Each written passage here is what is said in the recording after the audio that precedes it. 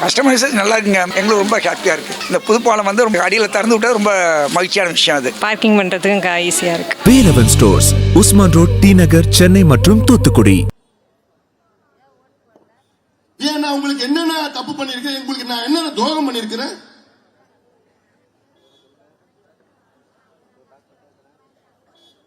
மற்ற தொகுதியெல்லாம் எனக்கு வாக்களிச்சாங்க, நீங்க ஏன் எனக்கு வாக்களிக்கல? அப்படி நான் என்ன தப்பு பண்ணேன்? நான் எல்லாத்துக்கும் தானே பொதுவானவன். நான் 5 ஆண்டு காலம் உங்களுடைய நாடாளுமன்ற உறுப்பினர் இருக்கிற நேரத்தில் ஒரு சின்ன பிரச்சனை இந்த மாவட்டத்தில் இருந்துதான். அப்படி சின்ன பிரச்சனை வந்தா அதை முதல்ல தீர்க்கிறவன் நான் தானே தீர்த்திருக்கிறேன். நான் நின்ன நேரத்தில், அதே நேரத்தில் இடைத்தேர்தல் வந்தது. அதிமுக வேட்பாளர் சட்டமன்ற தொகுதியில் நின்றார். இடைத்தேர்தல் அவருக்கு 80,000 ஓட்டு, எனக்கு 45,000 ஓட்டு. நான் அப்படி என்ன தப்பு பண்ண நான் கேட்கிறேன். குறிப்பா நான் கேட்கிறது பட்டியலின மக்களுக்கு நான் என்ன தப்பு பண்ணிருக்கிறேன்?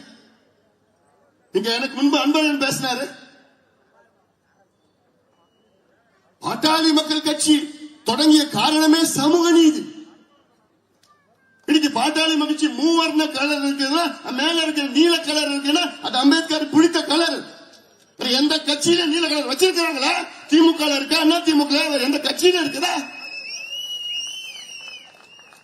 பாட்டாளி மக்கள் கட்சியினுடைய முன்னோடிகள் யாரு? அண்ணல் அம்பேத்கர், புரட்சியாளர் கார்ல் மார்க்ஸ், நம்முடைய தந்தை பெரியார் அவர்கள். அவர் கொள்கையில் தான் நாங்கள் வந்தவர்கள். அவர் கொள்கையில் நான் கடைபிடிக்கிறவர்கள். எங்களுக்கு கிடைச்ச முதல் அமைச்சர் பதவி யாருக்கா கொடுத்தோம்? தலித் எழில்மலை என்ற பட்டியலின சமுதாயத்தை சார்ந்தவர் தானே நாங்க கொடுத்தோம். ஏன் அன்னைக்கு கூட 3-4 வன்னியர் எம்பிகள் இல்லையா? இருந்தாங்க. ஏன் கொடுத்தோம்? சும்மா விளம்பரத்தை கொடுத்தோமா, இல்ல அரசியல் கொடுத்தோமா? உணர்வு பூர்வமா கொடுத்தீங்க. எங்க மேல குறைகள் இருக்கு, இல்லைன்னு நான் சொல்லல. குறைகள் இல்லாத கட்சியே கிடையாது. ஆனால் குறைவான குறைகள் உள்ள கட்சி தமிழ்நாட்டில் பாட்டாளி மக்கள் கட்சி. அந்த குறைகள் எல்லாம் நான் சரி செய்து வருகின்றேன். மற்ற கட்சிகள் எல்லாம் வெறும் குறையை தான் வச்சிருக்கிறான். திமுக எடுத்துக்க. திமுக என்னைக்கு? திமுக இன்னைக்கு வயசு 75. திமுக எந்த வருஷம் தெரியுமா? அவங்க முதல் மத்திய அமைச்சருக்கு ஒரு பட்டியலின சமுதாயத்தை சார்ந்தவர்களுக்கு மத்திய அமைச்சர் ஆக்கணும் தெரியுமா? எந்த வருஷம்? இவ்வளவு பெரிய கட்சி 49ல தொடங்கின கட்சி எந்த வருஷம் தெரியுமா? முதல் மத்திய அமைச்சராக ஒரு பட்டியலினத்தை சார்ந்தவர்களுக்கு மத்திய அமைச்சர் ஆக்கணும் தெரியுமா? திமுக 99ல. பாட்டாளி மக்கள் கட்சி எப்ப தெரியுமா மத்திய அமைச்சரா ஒரு பட்டியலினத்தை சார்ந்தவர்கள் ஆக்கினாங்க? 98ல. எங்களுக்கு பிறகுதான் திமுக மத்திய அமைச்சரா ஒரு பட்டியலின சமுதாயத்தை சார்ந்தவருக்கு மத்திய அமைச்சர் கொடுக்கிறாங்க. இதான் நாங்கள் செய்கின்ற பேசுகின்ற சமூக நீதி.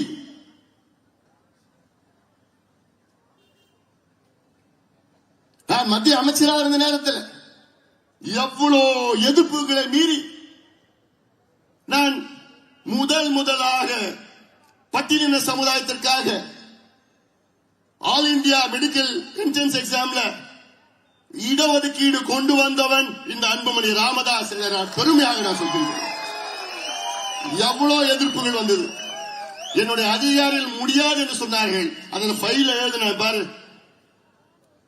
அப்படி ஏதாவது பிரச்சனைனா நான் பொறுப்பேற்றுக் கொள்கின்றேன் என்று கையெழுத்து போட்டு கொடுத்தவன். அதனால பிறகுதான் என் அதிகாரிகளை ஏற்றுக்கொண்டார்கள். இது எவ்வளவு பெரிய சாதனை தெரியுமா? இடஒதுக்கீடு இந்திய அளவிலே பட்டியலின மக்களுக்கு கொண்டு வந்தவன் இந்த அன்புமணி ராமதாஸ் கொண்டு வந்தார். பாட்டாளி மக்கள் கட்சி கொண்டு வந்தது. அது மட்டும் கிடையாது. நான் டெல்லியிலே அமைச்சராக இருந்த நேரத்தில் all India institute of medical science AIIMS கேள்விப்பட்டிருக்கீங்களா? மதுரையில தான் செங்கல் காமிச்சா அது காமிச்சான்னு சொல்லி எய்ம்ஸ். அப்படி டெல்லியில் இருக்கின்ற எய்ம்ஸ் தான் முதன்மையானது. ஒரு நாள் நான் அமைச்சராக அந்த நேரத்தில் 20 பிள்ளைங்க அங்க உட்காந்து வெளியில வந்தாங்க, ஆபீஸ் வெளியில வந்தாங்க. கூப்பிட்டு வச்சு பேசினேன். என்ன பிரச்சனைன்னு கேட்டா அந்த பசங்க சொல்றாங்க, நாங்க MBBS படிச்சுட்டு இருக்கிறோம், நாங்க எல்லாமே பட்டியலினத்தை சார்ந்தவர்கள் எஸ்சி, எங்களுக்கு பெரிய அளவில் பாகுபாடு செய்கின்றார்கள், டிஸ்கிரிமினேஷன் செய்கின்றார்கள். எனக்கு ஆச்சரியம், என்னடா சொல்ற? எய்ம்ஸ் என்றால் பிரதமர் வீட்டில இருந்து ஒரு 1 கிலோமீட்டர் பக்கத்தில் இருக்கு எய்ம்ஸ். அப்படி எய்ம்ஸ்ல அந்த பிள்ளைங்க என்கிட்ட சொன்னது, எங்களை தனியா நாங்கள ஒரு ஹாஸ்டல்ல தனி ஃப்ளோர், எங்களுக்கு சாப்பாட்டுல தனி டேபிள் கொடுத்துட்டானுங்க, விளையாட்டுல எங்களை பாஸ்கெட் பாலையும் கிரிக்கெட்ல எங்களை சேர்த்துக்க மாட்டாங்க, ஃபுட்பால் வாலிபால் தான் நாங்க ஆடணும், எக்ஸாம்ல எங்களுக்கு ஃபெயில் பண்றாங்க. எனக்கு ஆச்சரியம். உடனே என்னோட அதிகாரிகளை வர வைத்து என்ன உண்மையா இல்லையான்னு கேளுங்கன்னு சொன்னா அவங்க போய் 2-3 நாள்ல உண்மைங்கன்னு சொன்னாங்க. பிறகு நான் சுக்தேவ் தாரட்டின் UGC சேர்மனை வர வச்சுக்கிட்டு doctor Sham Prasad CSA Rainy hospital அவரை கூப்பிட்டு என்னுடைய DGHS ஸ்ரீவத்சவா 3 பேரும் சொல்லி ஒரு குழுவை போட்டு என்ன பண்றதோ தெரியாது, எய்ம்ஸ்ல மட்டும் இல்ல இந்தியாவில் உள்ள அத்துணை கல்வி மருத்துவ நிலையங்கள் உள்ள அங்கே நம்மளுடைய பட்டியலின மக்களுக்கோ பழங்குடி மக்களுக்கோ எந்த பிரச்சனையும் வரக்கூடாது என்று ஒரு பரிந்துரையை பெற்று அதை நான் நடைமுறைப்படுத்தினேன். சும்மா புக்கில் வச்சிருந்த நடைமுறைப்படுத்துவனே அன்புமணி ராமதாஸ். சென்னையில நான் தேசிய சித்த மையம், நேஷனல் இன்ஸ்டிடியூட் ஆஃப் சித்தா, அதை நான் தொடங்கினேன். அதில் பண்டிதர் அயோத்தியா தாஸ் என்று பட்டியலினத்தை சார்ந்த ஒரு மருத்துவர், அந்த காலத்து மருத்துவர், அவர் பெயரை வைக்க வேண்டும் என்று கோரிக்கை.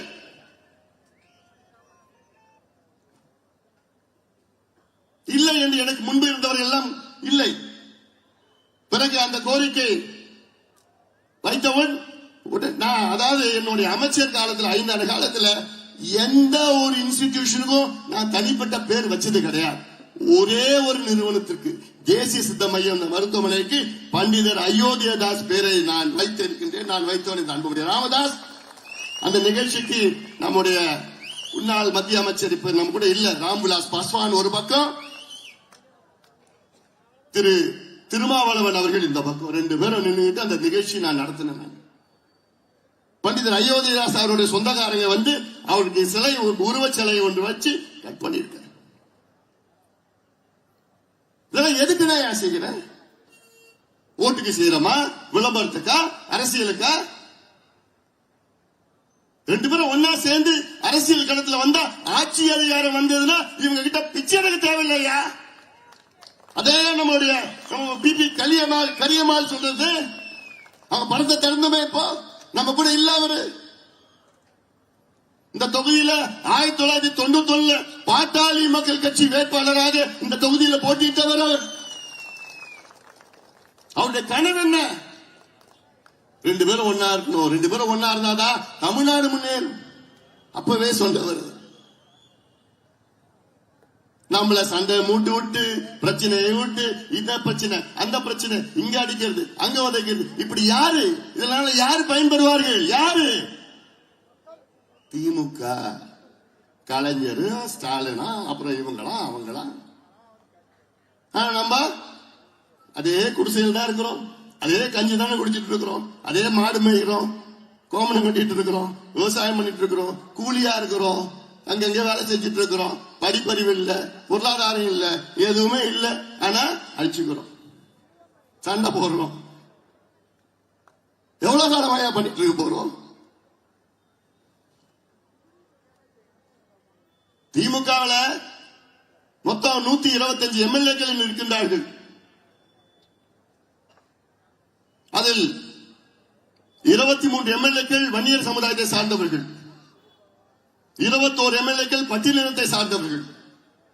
இந்த 2 சமுதாயம் சார்ந்து பார்த்தா எவ்வளவு? 44 MLAக்கள் திமுக. 2 சமுதாயம் 44 MLAக்கள். ஆனா இந்த 2 சமுதாயத்திற்காக திமுக ஏதாவது செய்திருக்கிறதா? ஏதாவது ஒன்றும் கிடையாது. நான் இவ்வளவு பட்டியலிட்டு இருக்கேன்ல, எங்கள் கட்சியினுடைய பொதுச் செயலாளர் வடிவேல் ராவணன் அவர்கள் பட்டியலினத்தை சார்ந்தவர்கள்.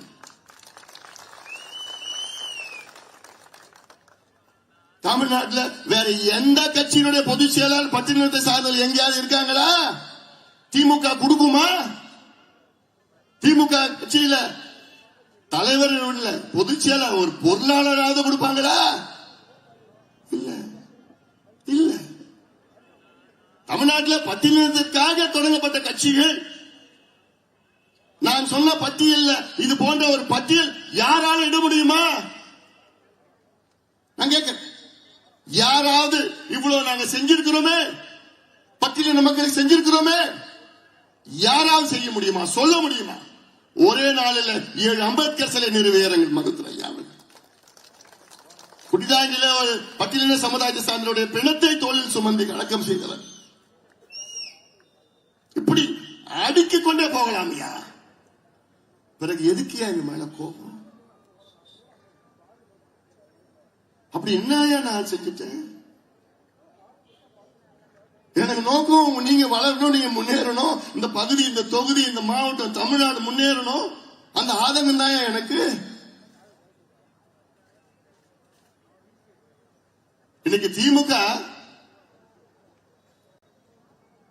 பட்டியலின சமுதாயத்தை சார்ந்தவர்களுக்கு 3 அமைச்சர்கள் தான் கொடுத்தார்கள் ஒரு 6 மாதத்துக்கு முன்பு வரை.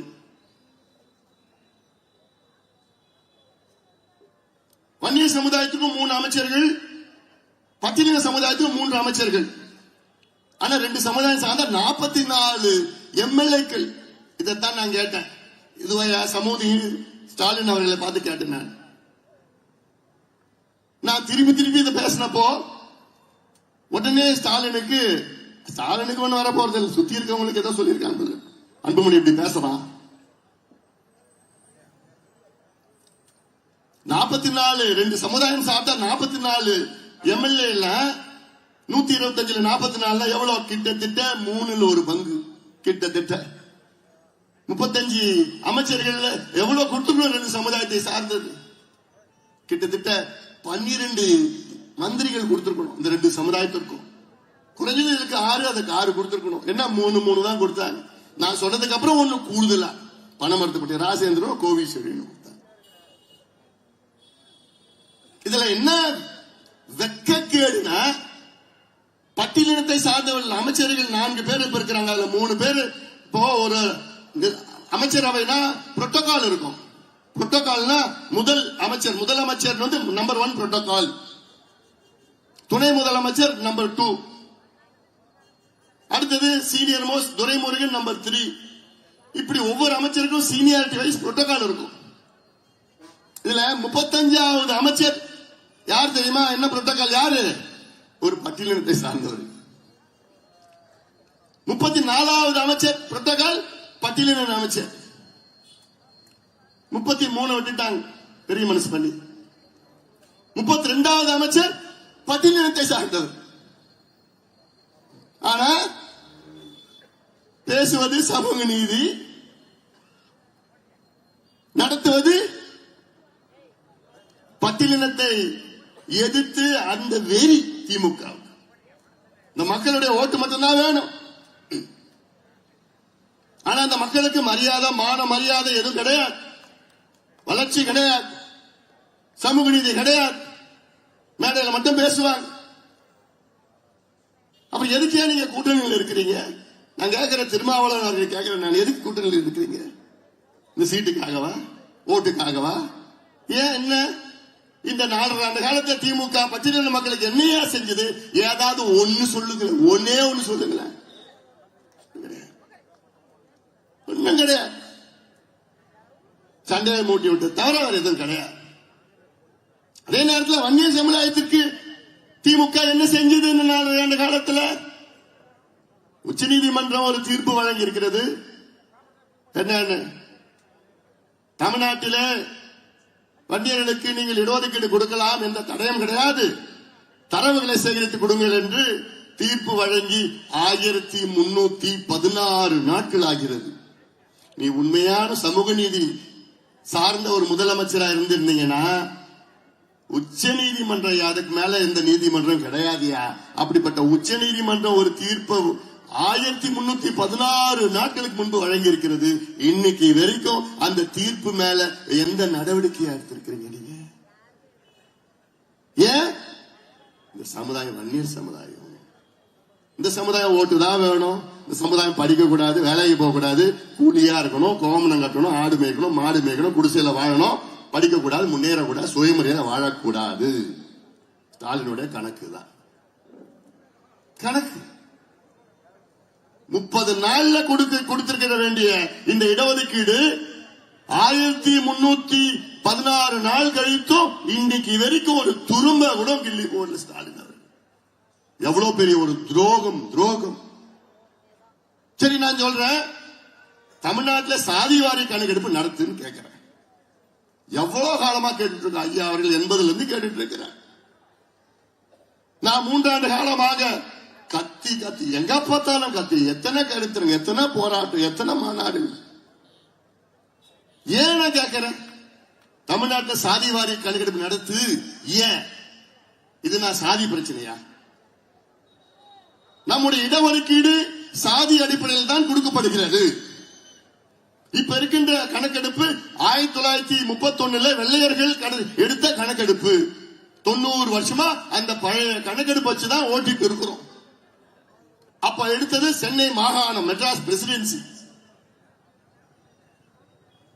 இப்ப புதுசா எடுங்க, நவீன முறையிலே தொழில்நுட்பங்கள் இருக்கிறது, வந்திருக்கிறது. ஒவ்வொரு மாநிலத்துக்கும் உரிமை இருக்கிறது, அதிகாரம் இருக்கிறது என்று உச்ச நீதிமன்றமே சொல்லி இருக்கிறது. கர்நாடகா உயர்நீதிமன்றம் சொல்லி இருக்கிறது. பீகார் உயர்நீதிமன்றம் தீர்ப்பை வழங்கி இருக்கிறது. சமீபத்தில் கர்நாடகா உயர்நீதிமன்றம் என்ன சொல்லியிருக்காங்க தெரியுமா? மாநில அரசுகளும் சாதிவாரி கணக்கெடுப்பு நடத்தலாம். மத்திய அரசுக்கு மட்டுமல்ல, மாநில அரசுகளுக்கும் அதிகாரம் இருக்கிறது என்று கர்நாடகா உச்ச நீதிமன்றம் ஒரு தீர்ப்பை 3-4 வாரத்துக்கு முன்பு அறிவித்திருக்கிறது, ஒரு தீர்ப்பை வழங்கியிருக்கிறது. ஆனா ஸ்டாலின் அவர்களை கேட்டா எனக்கு அதிகாரம் இல்லைங்கோ, ஏன்னா தெரியாது, அது வேற. ஏன்னா தமிழ்நாடு ஜப்பான்ல இருக்குங்கோ, இந்தியாவில் இல்லைங்கோ. ஏன்னா தமிழ்நாடு வேற எங்கேயோ இருக்குல்ல. இந்தியாவில் 7 மாநிலங்கள் தமிழ் சாதிவாரி கணக்கெடுப்பு நடத்தி முடிச்சு விட்டார்கள். சாதிவாரி கணக்கெடுப்பு என்பது ஏதோ இடஒதுக்கீடுக்காக மட்டும் கிடையாது, ஒட்டுமொத்தம் சமூக நீதியை நிலைநாட்டுகின்ற அந்த கணக்கெடுப்பு. நான் ஏன் இவ்வளவு பிடிவாதமா இருக்க தெரியுமா? கணக்கெடுப்புல இதுல அதிக பயன்பெறுபவர்கள் யார் தெரியுமா? பட்டியலினத்தை சார்ந்தவர்கள். தமிழ்நாட்டில் 8 கோடி மக்கள் இருக்கின்றார்கள். 8 கோடி மக்கள், 2 கோடி குடும்பம், 8 கோடி மக்கள். இது 8 கோடி மக்கள் என்ன நிலையில் இருக்கின்றார்கள் என்று தெரிந்து கொள்ள ஸ்டாலின் அவர்களுக்கு ஆசை இல்லையா? விருப்பம் இல்லையா? நான் முதலமைச்சராக இருந்திருந்தால் 5 ஆண்டு காலத்திலே முதல் 2 மாதம் இதைத்தான் நான் செய்வேன். என் மக்கள் எப்படி இருக்கிறாங்க, என் மக்கள் தமிழ் சமுதாயம் 8 கோடி மக்கள் எந்த நிலையில் இருக்கின்றார்கள் என்று தெரிந்து கொண்டால் தானே அடுத்த 4 ஆண்டு 10 மாதம் இந்த மக்களுக்காக திட்டங்கள் என்னால் வகுக்க முடியும். இது காமன் சென்ஸ். தெரியாத நீ எப்படி திட்டம் கொண்டு வருவ? இது இடஒதுக்கீடு பிரச்சனை மட்டும் கிடையாது, சமூக நலத்திட்டங்கள். நான் ஒரு உதாரணம் சொல்றேன். இப்ப முடி திருத்துகின்ற சமுதாயம் இருக்கிறது. சமுதாயம் என்ன நிலையில் இருக்கின்றார்கள், எப்படி இருக்கின்றார்கள் என்று தெரிந்து கொள்ள எப்படி தெரிஞ்சுப்பீங்க? கணக்கெடுப்பு நடத்தணும். இந்த கணக்கெடுப்பு எப்படி நடத்துவீங்க? 2 மாதம் 500 கோடி 3 லட்சம் அரசு ஊழியர்கள் வீடு வீடா போய் டோர் டு டோர் கணக்கெடுப்பு நடத்தணும். ஒரு வீட்டுக்கு போறாங்க, 2 கோடி வீடு 2 மாசத்துல கணக்கெடுப்பு நடத்தலாம்.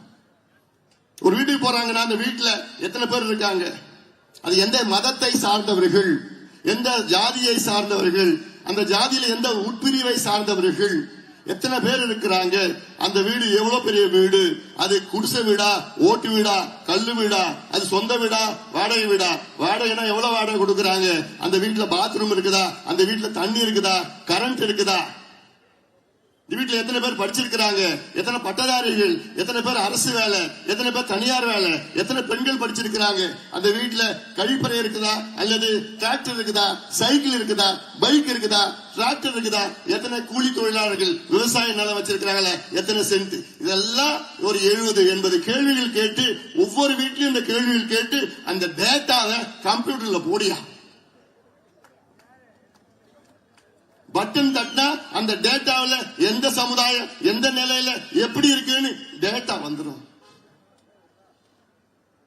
அந்த டேட்டா வச்சுதான் நீ தமிழ்நாட்டை முன்னேற்றலாம். இன்னைக்கு கணக்கெடுப்பு நடத்தாமல் போனா தமிழ்நாடு அடுத்த 50 ஆண்டுகளில் முன்னேறும் என்றால், கணக்கெடுப்பு நடத்தினால் அடுத்த 20 ஆண்டுகளில் தமிழ்நாடு முன்னேறும். Simple, simple. ஸ்டாலின் அவர்கள் எதுக்குயா நீங்க பயப்படுறீங்க? என்ன பயம் உங்களுக்கு? என்ன பிரச்சனை உங்களுக்கு எடுக்கிறதுக்கு? கர்நாடகா, ஆந்திரா, பீகார், ஒரிசா, தெலுங்கானா, ஜார்க்கண்ட் எல்லா மாநிலம் எடுத்து முடிச்சுட்டாங்களே. ஆனா சமூக நீதியின் பிறப்பிடம் தமிழ்நாடு. எங்களுக்கெல்லாம் அவமானமா இருக்கியா? அவமானமா இருக்கு. தந்தை பெரியார் பிறந்த மண்ணு. இங்கதான் நீ முதல்ல எடுத்திருக்கணும்.